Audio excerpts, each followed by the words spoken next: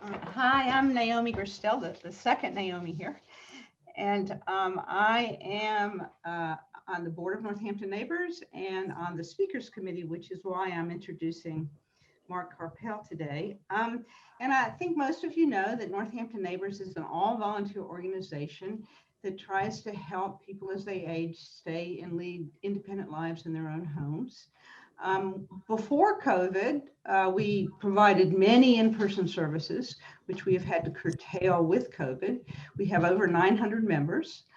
And the services we now provide include phone calls to keep ourselves and our members from being isolated and lonely, a messaging group between generations, as well as, of course, this speakers committee. And before COVID, we co-sponsored our meetings with the Senior Center, and now we're doing it pretty independently as we do it on Zoom every other week. And I want to tell you a little bit about the logistics. First, we're going to use chat for questions, and probably most of you know at the bottom of your screen is a little chat box. You just click on that if you have a question, type in your question, and then type enter. We would prefer you save your questions until after the talk, but if you're afraid you can't remember it or you really want to write it down, go ahead and we'll save it for the end of the talk. And now we've just started using something called Otter, which is in the top left of your screen, which is an amazing thing. It's a live transcriber. It transcribes as we speak. And if you have trouble hearing, you can click on that and see the transcription as the speaker is speaking, and you can scroll up and down the transcription. In addition, we record all of the talks, and you can go get those talks. We've recorded them since we began them on Zoom. You can go hear all of those talks that Nina Kleinberg, our tech person, puts up after the talks are completed. So today, Mark is going to talk for about 30 to 35 minutes, and then we'll have some questions and answers. Let me tell you just a little bit about Mark. I promised him I wouldn't go on too long. He's a well-known psychologist who has a full-time private practice in Northampton that he does all online now with, he does couples therapy. He has written a number of books and articles and run couples therapy workshops, but he does a lot of other things. He recently wrote an article, a really good article called Let 'Em Die in the Gazette that you might all want to look up in the Daily Hampshire Gazette. And he is on the board of Northampton Neighbors, as well as on our speakers committee and our support committee. And we are routinely, well, I would say shocked at how much he does and how well he does it, whether it's writing, having ideas, or helping us run this growing organization. And he also takes breaks. I'm not sure how much he has time to take breaks, but he takes great breaks, as he puts it, to write about people who think big and get carried away. He's written about cluster balloonists, which was the basis of a talk he gave to Northampton Neighbors before we went online. Another about the head of a 30-year-old all-volunteer aerospace program. Another about a retired physicist with a homestead in South Amherst. Still another about what he's going to talk about today, which is visionary builders. He's visited visionary sites and interviewed their creators in the United States, as well as in France and Spain. He's also contributed essays and photographs to the Space Archives, which is the main organization in the United States dedicated to documenting and preserving visionary environments. And as he puts it, quote, he's published articles about them in obscure art magazines. So now let's turn to his talk, Like Nothing Else on Earth, Backyard Visionaries and Homemade Worlds. We are honored to have Mark. Thank you, Naomi, and thank all of you for coming today. I love sharing this material with people. So I'm very grateful to the Speakers Committee for giving me the time. I'm going to jump right in. So the gentleman that you're looking at with his wife and daughter is Ferdinand Cheval. Cheval was what the French call a facteur, which is a rural postman. He lived in a village called Autrive, about 50 miles south of Lyon, and he had an 18-mile route that he walked every day among the villages in the countryside to deliver the mail. And one day in the spring of 1879, he tripped over a stone. And the stone was, as he put it, so bizarre and picturesque that he carried it home. And he started collecting more stones. And eventually his pockets wore out and his wife would mend them, and the pockets wore out again, and he got a basket. And finally he settled on a wheelbarrow. He would do his 18-mile route delivering the mail, would mark the stones that interested him, and then he would come back with the wheelbarrow and haul them home. He collected thousands of stones and became the laughingstock of the village of Oak-Leaf. And the question is why? To answer that, I want to pull back from Cheval for a minute to read you a quote from G.K. Chesterton, the British philosopher and writer. Oh, that's the original stone that he tripped over. And that's him with the wheelbarrow. And the quote is, "There is at the back of every artist's mind something like a pattern or a type of architecture. It's a thing like the landscape of his dreams, the sort of world he would wish to make or in which he would wish to wander, the strange flora and fauna of his own secret planet." That first stone reawakened a fantasy that Cheval amused himself with on these long countrywide treks 15 years earlier that he had forgotten about. And something about the stone reminded him. And it was the fantasy of building a fantastic palace. So he spent the next 33 years working completely alone to produce Le Palais Idéal, the ideal palace. And you see him and his wife standing in front of it. It is a sandcastle of epic proportions made out of limestone and cement, stones and seashells. It has over 1,000 sculptures of temples, animals, angels, and giants.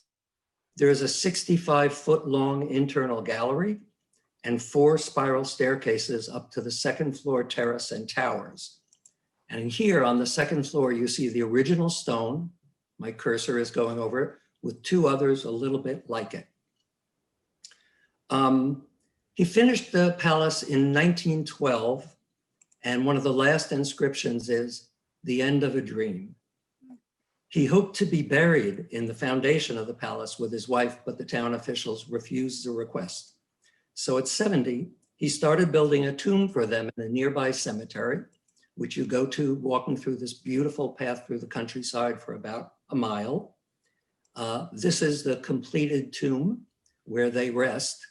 So Cheval was not able to be buried in the palace, but his wheelbarrow was. And as you go and visit the palace, you can see it in this tiny little chamber behind a grill. Over 1 million people have visited the Palais Idéal. It's been designated a national monument of France, and it provides most of the income for the village of Oak-Leaf. Cheval is the prototype for hundreds of individuals who until recently knew almost nothing or nothing about one another, but they all answered the same call, like those characters in Close Encounters, who are all drawn to the same site. They are so far off the map, people can't even agree on what to call them. There's about 6 different names for them. Many people, including me, call them self-taught visionary builders, and they are men and sometimes women, less often, without formal artistic training, who spend years and sometimes decades working single-handedly for the most part, using materials considered trash by everybody else to create deeply personal environments on a grand scale. Now, like their creations, they are deeply idiosyncratic. They're very idiosyncratic people, but we can make some generalizations about them. And like Cheval, visionary builders are passionate and astonishingly persistent. They think big and get carried away. And in my eyes, they are imbued with the spirit of Don Quixote, who is the unofficial patron saint of lost causes and second chances, who doesn't care that he's an old man on a limited income, who missed the supposedly golden age of knighthood by 2 centuries. He's determined to do something extraordinary, to become something greater than he is, and to win immortal fame through the greatness of his deeds. If Americans are familiar with any visionary environment, it's the one built by this man, Simon Rodea. Rodea was 4'10", but he's credited with creating the tallest structure ever made by one man working alone without power equipment. He was an Italian immigrant who worked rock quarries, logging, construction, and he once said he wanted to do something big. Visionary builders are audacious. He lived in Watts, California, which was then a small farming community. Now it's part of South Central Los Angeles. And in 1921, he started building what he called Nuestra Pueblo, our town. And maybe here you can make out the words Nuestra Pueblo, and here SR for Simon Rodea, 1921 SR. We know them as the Watts Towers, and that's the site. This central tower is 100 feet tall, and down here in the corner, this tiny little thing is a car. Like Cheval, he worked completely alone, but even longer. He worked for 34 years on this site. And there are a couple of pictures of him working on the site.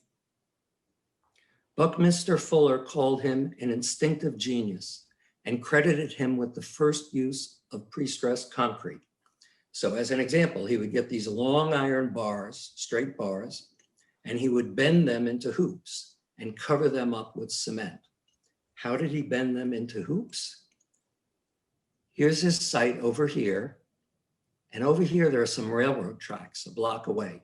He would stick them under the railroad tracks and use the power of the railroad tracks to bend them into hoops. And he loved the fact that every train that went by on that side of the train, everybody was looking at his site. Visionary builders are often ingenious. And in Rodea's case, as you will see, that's an understatement. The towers are covered with broken crockery, tiles, bottles, curlicue decorations, impressions in cement. But in 1955, for unknown reasons, Rodea handed the deed to his property to his neighbor, walked away and never saw them again. In 1959, the city of Los Angeles wanted them torn down. The regulations in Los Angeles are if you have a 100-foot tall structure, it has to have a 24-foot deep foundation. Rodea's foundations were 18 inches. And they were justifiably concerned that the towers would fall down in an earthquake or a tornado or hurricane. So they were gonna destroy the towers, and a group of local citizens who had fallen in love with them packed hearings for 2 weeks.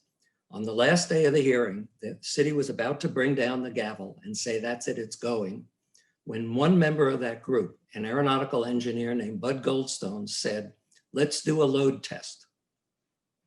A load test is an engineering procedure where you can determine the strength of something by the pressure that you apply to it. And in this case, the towers had to be able to withstand 10,000 pounds per square inch. So in 1959, 1,000 people watched as slings were wrapped around the towers, connected via a steel I-beam, which you see here going up and down, to the back of a flatbed truck with hydraulic equipment. And the pressure was applied in 1,000 pound per square inch increments, so 1,000 pounds a time. When they reached 10,000 pounds per square inch, the truck's front tires lifted off the ground and the steel I-beam bent, and the towers never budged. And afterwards, you can see a picture of those people celebrating, and the guy in the dark glasses is Bud Goldstone. The towers have withstood 8 major earthquakes. They're now a major community and arts center in South Central Los Angeles. They were the first visionary environment in the United States to be preserved by the people who came to love them. And if you want to know how much people like me and some of these others, love these sites, then you'll enjoy this. This is a perfect scale model of the Watts Towers, photographed in the home of Narrow Larry, or Larry Harris, in Houston, who you'll hear a little more about later, and you might be able to faintly see his reflection in the mirror when I took this picture. He's an architect. In 1964, the owner of a small unheated rental garage in Northwest Washington broke the padlock. The rent hadn't been paid in 3 months. The tenant was James Hampton, an African-American janitor who worked for the Government Services Administration in Washington, and the rent hadn't been paid because he had died. When the owner went in, he didn't know what it was, but he knew there was something special in there. He called the New York Times and the Smithsonian. The assistant director of the Smithsonian came with a colleague, and he later said, when we walked in, it was like opening up Tut's tomb. The two of them looked at each other, they looked at the owner, and they said, how much do you want for this? And he said, 3 months rent. What they saw was what James Hampton had spent 13 years creating, a religious shrine comprised of nearly 200 objects that he called the throne of the third. Oh, that's the view in the garage, looking in from the outside. He called it the throne of the third heaven of the nations, Millennium General Assembly. You're looking at 80 of the objects here, not all 200 of them. He probably intended it as a throne for Christ at the time of the second coming and as the centerpiece of a personal storefront ministry. But he was so intensely shy, we think he probably only showed it to at most 2 people during his lifetime. It's made from scavenged desks, things you could pick up working for the government, chairs, light bulbs, jelly jars, all covered with gold foil and silver foil from cigarette packs that he scrounged from basically guys drinking on the street, from liquor bottles. There's one of the jelly jars. He wrote in a private coded written system that people are still 60 years later trying to decode. That's the throne. And you see here that coded language inside this tablet type shape. You'll also perhaps see below the name he gave himself when he reinvented himself. He called himself St. James. But his job title was even more audacious. The title he chose for himself was Director of Special Projects for the State of Eternity. Visionary builders reinvent themselves. The throne is on permanent display in the Smithsonian's American Art Museum, and the art critic Robert Hughes has called it America's greatest work of visionary art. And there's James Hampton with the throne and some of the objects. Tom Every made a career demolishing old buildings with controlled explosions, but he loved the beauty of 19th and early 20th century industrial salvage. So he started stockpiling it, lots of it. When he retired in 1983, he began filling a huge lot near Baraboo, Wisconsin, with towering assemblages of those artifacts. And the centerpiece is the Forevertron. 300 tons of recycled industrial salvage, gonzo steampunk before steampunk was a thing, over 100 feet long, 30 feet tall. The Guinness Book of Records calls it the world's largest scrap metal sculpture. It includes, and there's another picture of it, it includes 2 of Thomas Edison's original bipolar dynamos, and this little thing you see down here in the center is the decontamination chamber from the Apollo 11 moon mission. So it's everything and the kitchen sink in there. His tongue firmly in cheek, he claimed to have reinvented a device first built by a 19th century British scientist named Dr. Evermore, who supposedly succeeded in harnessing electromagnetic energy such that you could conduct someone on a beam straight to heaven. The idea was that the person, Dr. Evermore, who else, would sit in this little chamber, which by the way was salvaged from a hamburger stand, I think in California. And then when these engines were turned on, you know, it would zoom them up to heaven. If you can see here, mine is blocked by the side pictures of people, but if you can see here on the right, there's a little gazebo. That was for Queen Victoria and Prince Albert to watch. And there's a big telescope over here, so you could also track the person as they went to heaven. This is an artist's conception of what it would have looked like when it was working. I love that one. Every site teems, besides the Forevertron, it teems with all kinds of other whimsical assemblages. There's this giant bug, he's about 14 feet tall, I think.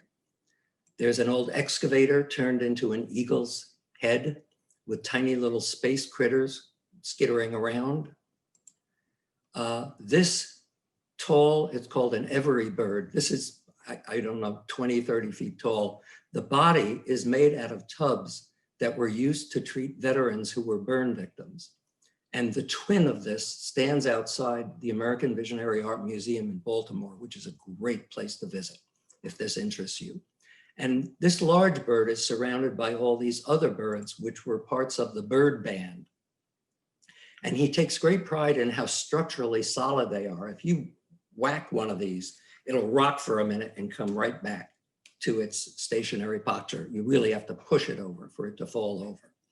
There's another bird from the bird band. And this is just a tail. It's a tail of one of the birds. It's just made from garden shears. And I just think it's so beautiful. You know, it's so whimsically constructed. And then there are these tiny little soldiers. This is on a far corner of the site. I don't even think any people go there much.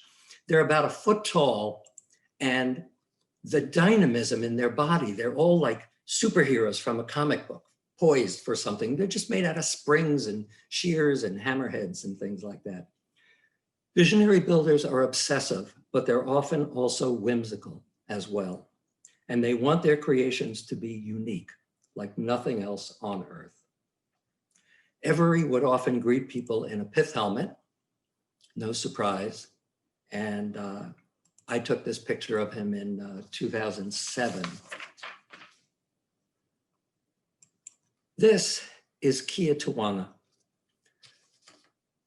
Kia was a Japanese-American orphan born in Japan. Her mother and sister were killed in an American bombing strike. And she and her father and brother came to the United States in the cargo hold of a ship. They were in a displaced person camp. Her father was killed in the camp. She was put in foster care. She ran away at age 12. And she rode the rails and worked construction, often disguising herself as a man so she wouldn't be harassed. She was homeless almost her entire life. She made her way to Newark in 1953. She lived in little wooden shacks she built for herself that she called doll houses that were on wheels because she knew she'd always have to move them. But in 1966, she was thinking about something big. She wanted to build an ark.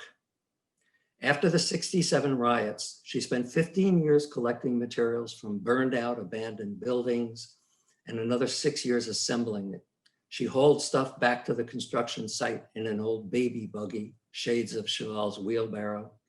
These are her original sketches for the ark.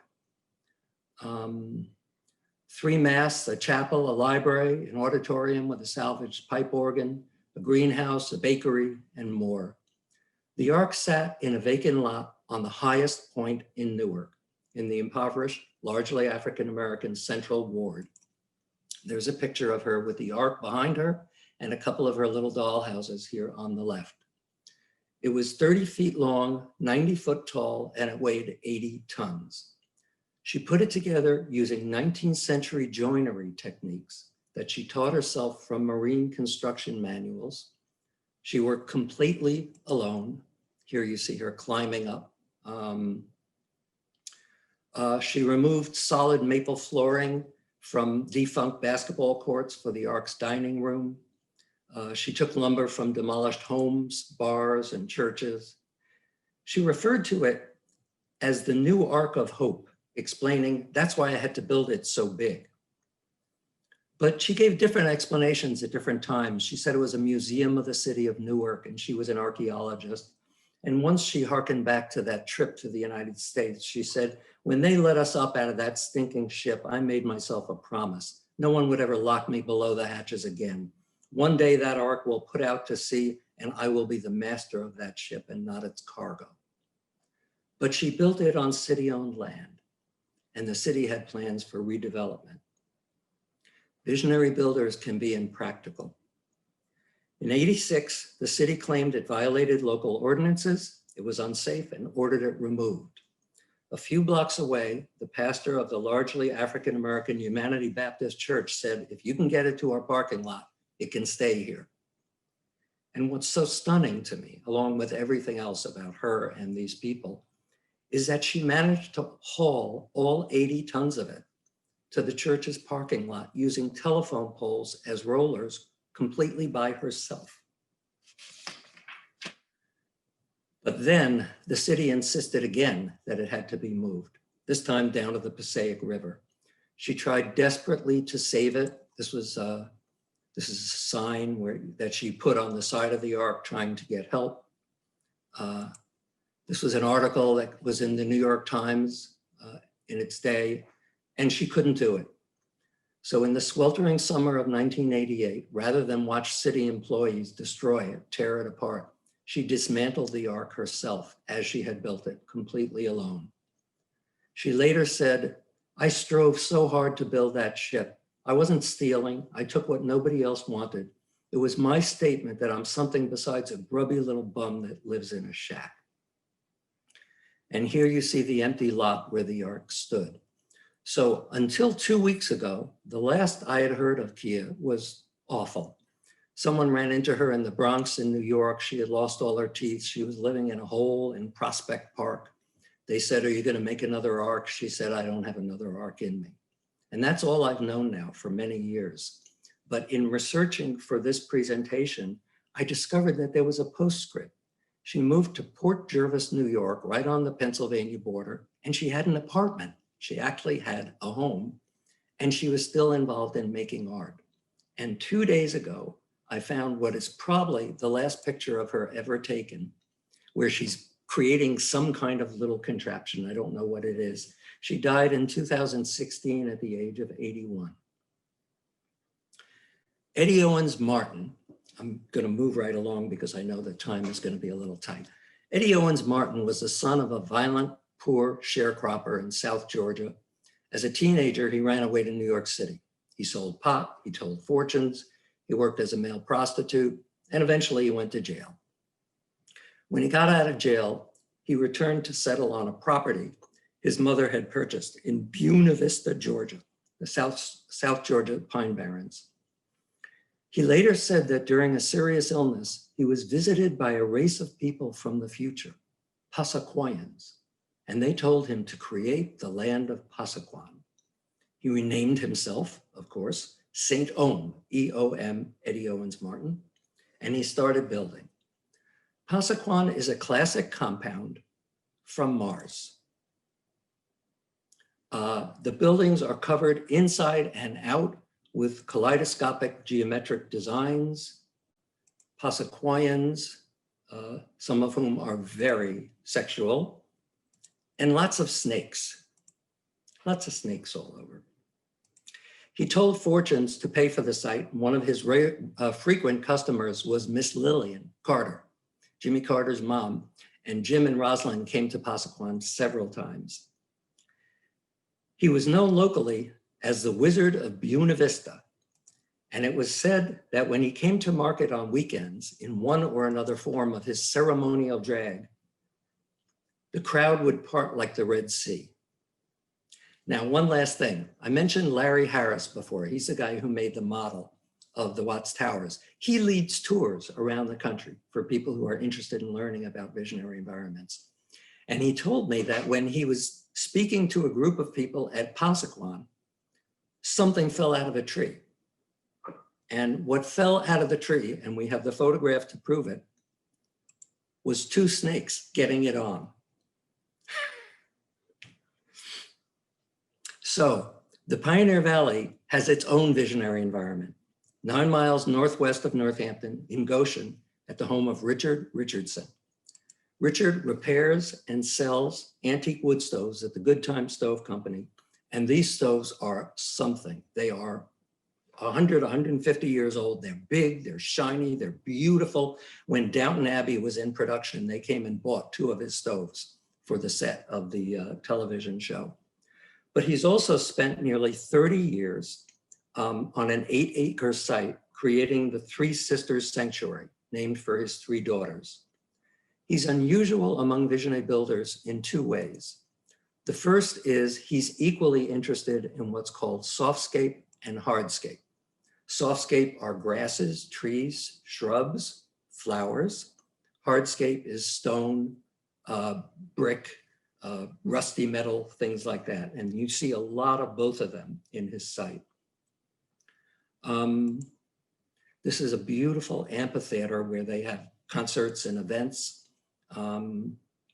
The centerpiece of the site, I would say, is the dragon. And here you're looking at the dragon from behind. You see the head is up with the tongue coming out. This hole in the side of the dragon is a fireplace. So if you light a fire, the dragon breathes smoke. Here you see the body curling around into the tail, and he calls that space the dragon's den. And like everything else about visionary builders, every inch of space is decorated with something. They create what one art critic or theorist has called a saturated environment. Just too much is never enough. This is the head of the dragon, which was made actually by 9 different artists. And that's the other way in which Richard is different from visionary builders. He doesn't work alone.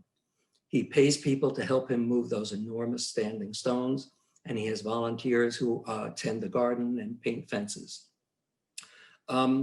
If you haven't been to the Three Sisters Sanctuary, I really encourage you to go. It's really a great place. It's great for events. He has an Airbnb, and I like it so much. I had my 70th birthday party up there. And if somebody wants to ask me a question during the Q&A, I'll tell you a great origin story about this site. And oh, and now the dragon breathes fire, by the way. He set it up so that you can turn on fire. This is Nekchand Saini. He was the creator of the largest visionary environment in the world, nearly 20 acres. He was an Indian road inspector who started working alone and in secret in the jungle outside Chandigarh in Western India. Chandigarh, as you may know, was a super modernistic city designed by Le Corbusier. But to build it, they had to destroy scores of villages. And what he wanted to do was to gather the remnants of those villages to recreate what he called an immortal kingdom. We now know it as the Rock Garden. It comprises hundreds of thousands of stones excavated from rivers and hillsides, courtyards, streets, 2,000 statues of humans, animals, and gods. And you may notice that the clothes for these people, these women, are the broken bangles of the women villagers that he collected. There are also riverbeds, streams, 2 huge waterfalls, gorges, palaces, a colonnade of giant swings for children, and a 700-seat amphitheater. But 14 years after he started building, a malarial research team stumbled on the site, and they told the city officials. The city wanted to build a parking lot there, and they sent bulldozers out to tear it down. But by that point, the Rock Garden was an open secret. Hundreds of townspeople ran to the site and literally lay down in front of the bulldozers. The officials relented. This was a picture taken right afterwards during the celebration that they had saved the Rock Garden. They gave Nekchand the title of subdivisional engineer, Rock Garden, with a salary and a small crew. The Rock Garden is now a UNESCO World Heritage Site, It has received over 10 million visitors since it opened and been featured on a stamp in India. Nekchan died at the age of 90 in 2015 after working on the rock garden for 57 years. So why do they do it?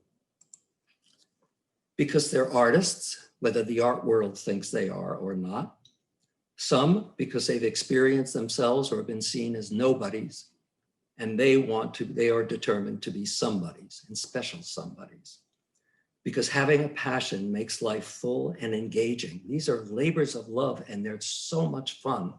I was talking to Richardson a month ago about a new section he's working on, and he smiled and said, 7 months of bliss. Some who find their social isolation painful, for them, the sites draw visitors and admirers, and they quite like that. And as so many say, they build because they want to do something big. These are their marathons, their masterpieces, their moonshots, and for some, their holy quests, their claim to significance, grandeur, uniqueness, and immortality. Some are like Noah, to whom God said, build me something. Some are like Richard Dreyfuss in Close Encounters, sculpting mashed potatoes and then mud to the horror of his wife and children, who has to physically make something, to realize something, to give concrete form to a vision that's so compelling to him. And some are like Don Quixote, who reinvents himself seeking passionate engagement and immortal fame. Visionary builders turn trash into treasure, make something out of nothing, and delight in accomplishing the impossible. Thank you. Oh my gosh, Mark, that was wonderful, wonderful, wonderful. I keep thinking of what you said about what you were going to do, and all I can say is you're a person who thinks big, and lucky us gets carried away. So now what we want to try and do is, if you want to unmute yourself, we could just maybe give Mark a little hand, but you have to unmute yourselves, and then more.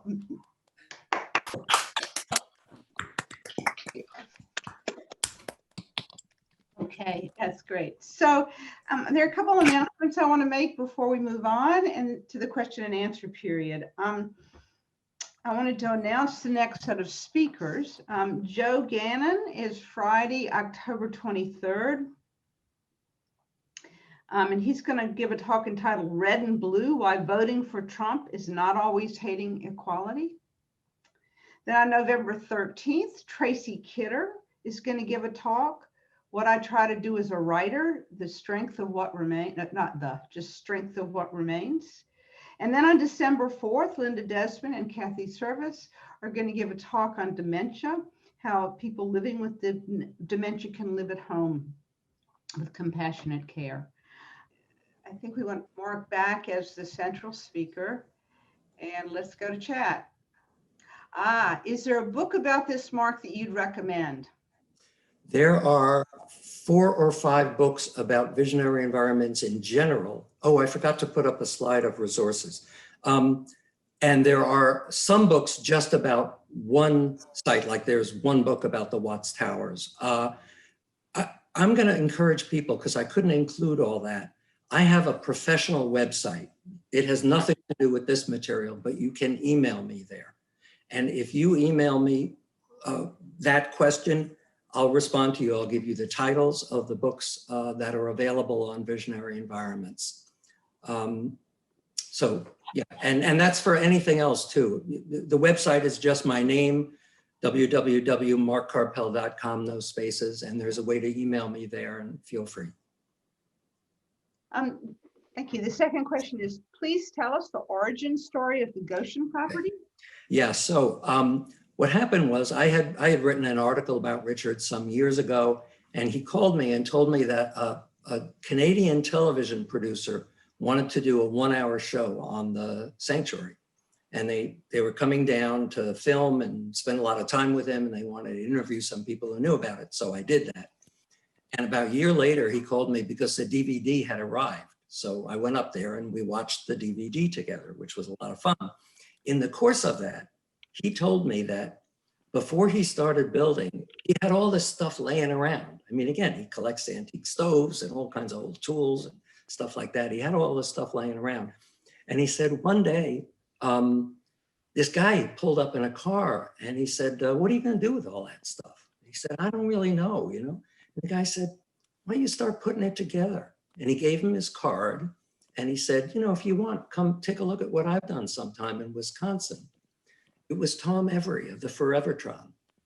And I knew Richard for, I think, 7 years or something before I knew that. And to me, that was just, that's kind of magical that was how that happened.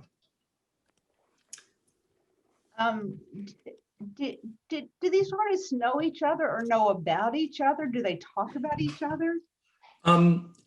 At the time that I was most involved in this, which is 10 years ago, really they didn't.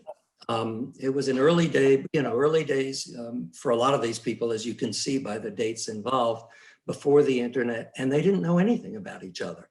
In some cases, they did. And there were a couple of pictures that you saw as the some of the different sites were scrolling by. Isaiah Zagar has created the Magical Garden in Philadelphia. It's quite something, and he has inscribed there, you might have noticed, the name of Ferdinand Cheval, the name of Simon Rodia, and the name of, I'm forgetting someone else right now, the name. It's a woman in South Africa who created a site called the Owl House, I think. I'm just blocking on her name right now. So I think these days, it's probably much more likely, but I'll tell you one quick story. People found Rodia. He never went back to the Watts Towers, but people found him living in a little rooming house in Northern California. And, you know, they showed him a picture of Antonio Gaudi's architecture because they thought, gee, you know, your stuff's kind of like his stuff. And he said, did he have any helpers? And they said, yeah, of course he had helpers. And he said, I did it by myself. Right. Okay, another question. Can you say anything or something about the association between visionary artists and one, religious passion, and or two, mental illness? Oh, that's such a good question. Some of them, the central spring is religious. James Hampton's a perfect example of that, but not all. Some of them, it's just whimsy. Some of them, it's, you know, something else. You would have to decide whether you would consider Eddie Owen Martin's Passaquoyans religious. I think for him it was, actually, I think. And a lot of his motifs come from a variety of Eastern artistic traditions. So I think it's sometimes at the heart of what animates them. I don't think it's always the case. And I have no question that some of these people could be diagnosed, would be diagnosed with something.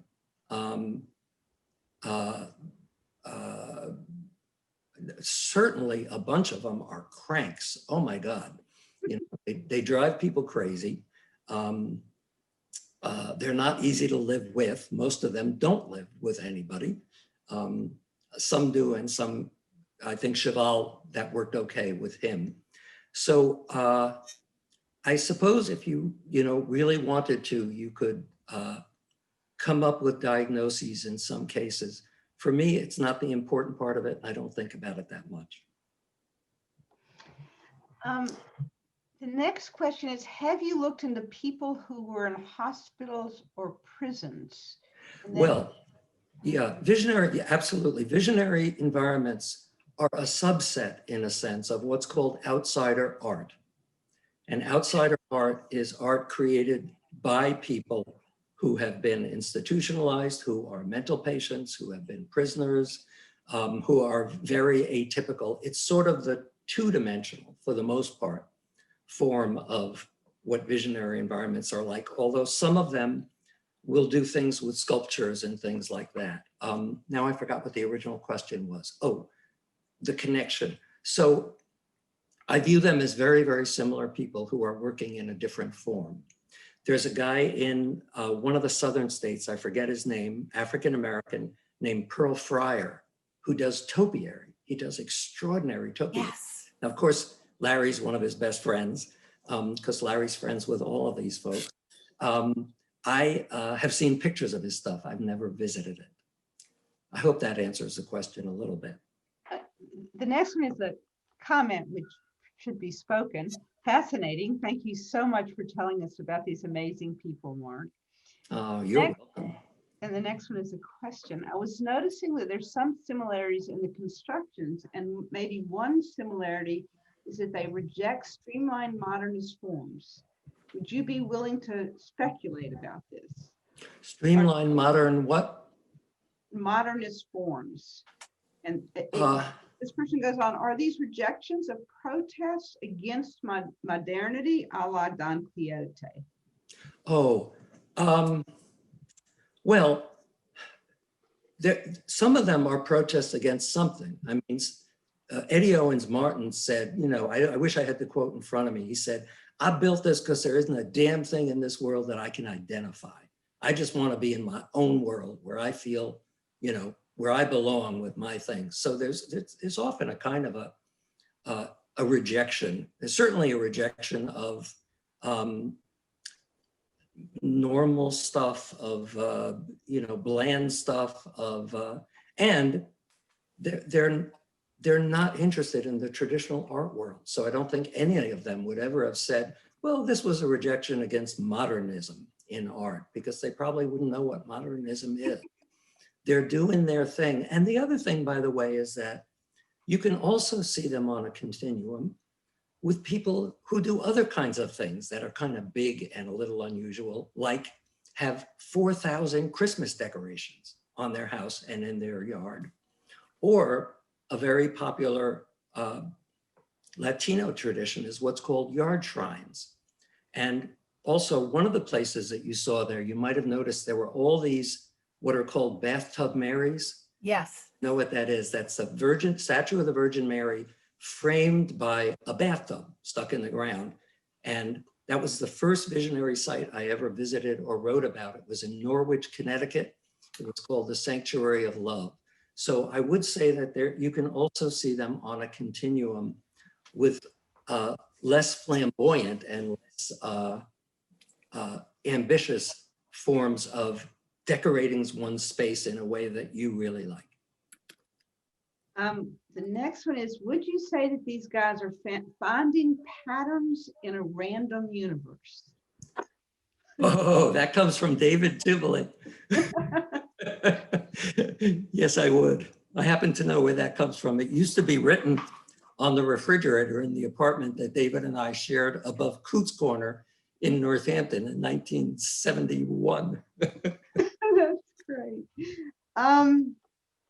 The next one is, did you cover Fusalandia? And then the next part is, will you rerun this wonderful program? Let me answer the second part, which is it will be, it's recorded and it will be on northamptonneighbors.org. If you just go to northamptonneighbors.org and go to the speaker series, click on speaker series, you will see all of the talks, many of which have been very good, listed, and you can click on it and listen to the recording of this. What was the first one? Was it about Landia? It was about Fuslandia. I came in late, so I don't know if you covered that or not. Who's asking that question? Lola. I'm sorry, who? Lola. Lola, hi Lola. I only recently heard about Fuslandia and I'm forgetting who told me. It was a Northamptonite and it wasn't someone involved in the visionary environment world so much as I know. I think it's in Cuba, is that correct? It's right outside of Havana. Yeah, have you been there? Yes. Yes, fabulous. Yeah. I celebrated my 80th birthday at Fuslandia. Oh, really? Oh, good for you. Okay, so there's another question. Yep. It's Suzanne at the beginning. The best part of your taking this on is that you are not so interested in possible diagnoses of them. You can serve their humanity by not framing their art in terms of deficiencies. It is so tempting to reduce them to diagnostic categories, and you consistently don't lead with that. That's true. Yes, thank you, Suzanne. That's true. So there's another one. Are you okay. got time for one more? Yeah. Okay. My ex-husband an amazing stone carver, was fascinated with Rizzoli and was hell-bent upon building a cathedral, with which I did support and care for him early on. But on the human side, he is an ex, so obviously I'm not need not say more. I think quite a few of these people are, in the best case scenario, exes, and I think many probably never had a strong adult relationship. This is the love of their life. This is their, their main involvement. Go ahead. No, you go. No, I was just going to say thank you, and I guess What we usually do at this point is if anybody wants to unmute themselves and ask a question out loud, we're happy for you to do so. Just start talking. Well, I could show you photos that I have of Fuslandia, Mark, because it's obviously you're not going to be able to get there for a while. Right, but I right. recommend it, yeah. And Okay. Naomi may have some as well, so contact me and I'll be happy to share. Okay, thank you. It does look a lot like, say, Gaudi's or, other. However, his motivation was very different. He wanted to do it to be a focus for the neighborhood and to get people to come to the neighborhood so it would be more economically viable. That's great. So it's a very different motivation. Yeah. Anybody else? We have time for Yeah, one I more. wanted to, Mark, Oh, what inspired your initial interest in the visionary artist builders? That's a great question. I actually had it on my screen share at the end, but I don't want to put it back up again. I stumbled over a stone in the sense that I saw an article in the New York Times in the year 2000 about that place in Norwich, Connecticut. And it said something like a site full of statues and it's going to be destroyed.